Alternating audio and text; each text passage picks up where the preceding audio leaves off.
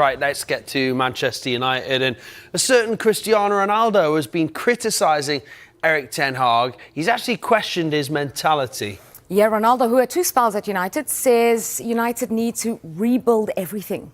Yeah, strong quotes here from Ronaldo, who said that the coach says that they cannot compete to win the league and the Champions League. As Manchester United coach, you cannot say that you're not going to fight to win the league or Champions League. Mentally, you can say maybe we don't have that potential, but I cannot say that. We're going to try. You have to try. What I wish for Manchester United, it's what I wish for me to be the best team they can. I love that club. I'm not that kind of guy that forgot the past. They need to rebuild everything, in my opinion. Part of the criticism of Ten Hag will be this, what he has said basically is what you would say in year 1, not in year 3. But I guess his argument would be, actually, this is year 1 because it's the first year since Jim Ratcliffe came in, and since obviously the kind of restructuring of the club has happened. So he's looking at it and saying, well, the past 2 years, I've had to deal with this situation where the club was badly organised, they didn't have the support I needed. When Ten Hag initially made the decision to get rid of Ronaldo, and he did that round of interviews then famously, or infamously maybe, there was a lot of sympathy for Ten Hag's position. I did think he handled it well. In the time since, maybe you'd say even the time since the League Cup that shortly followed that, there's obviously been this huge debate about Ten Hag himself. And this kind of almost touches on a bit of a culture war.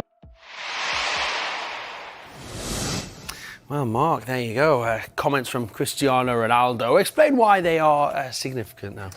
Well, he's one of the most iconic sportsmen on the planet. 638 million Instagram followers. And, of course, a Manchester United legend. 346 appearances, 145 goals, 64 assists.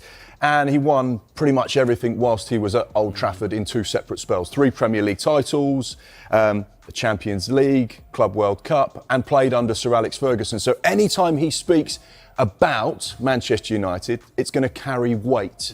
So therefore, it's quite significant, these comments. We know that there wasn't the best relationship at the end of his time when he left Manchester United, having played under Erik ten Hag.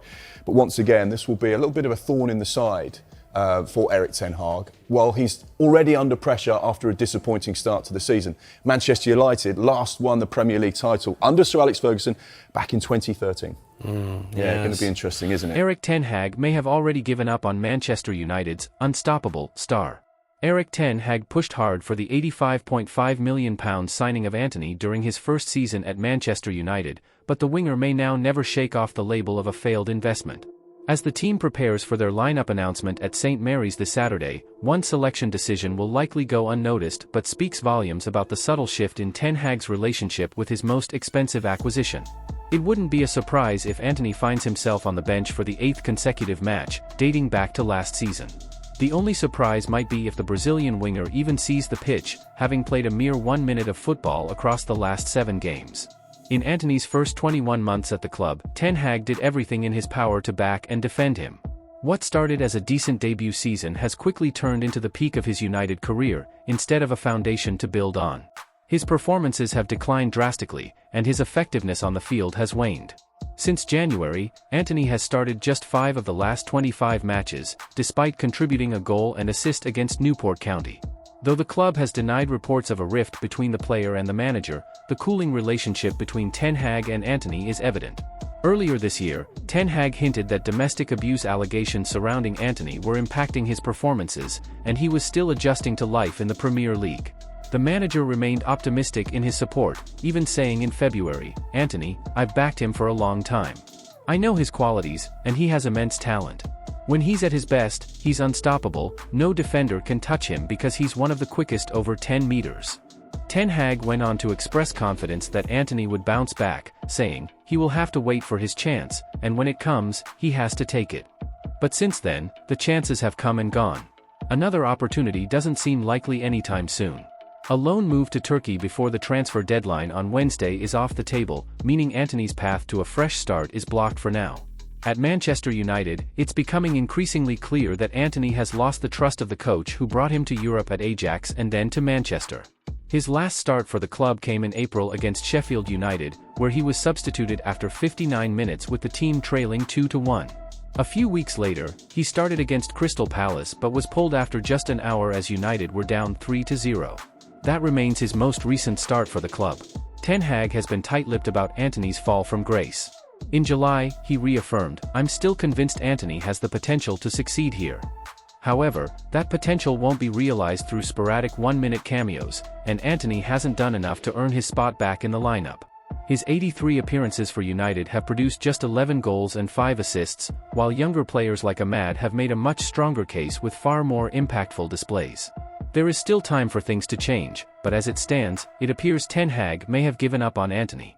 If that's the case, the Brazilian's days at Old Trafford could be numbered, with a summer exit on the horizon. How Manchester United now stacks up against Liverpool, Man City, and Arsenal. The era of the top four ruled the mid to late 2000s, and the Big Six has long since faded. Now, we have a clear Big Three in the Premier League, and Manchester United isn't part of it. The familiar hierarchy is already forming with Manchester City, Liverpool, and Arsenal firmly entrenched among the top four. Brighton's presence in third place doesn't seem out of place either. Less than 16 months ago, they finished sixth, and with nearly £200 million spent during the summer transfer window, they've cemented themselves as serious contenders.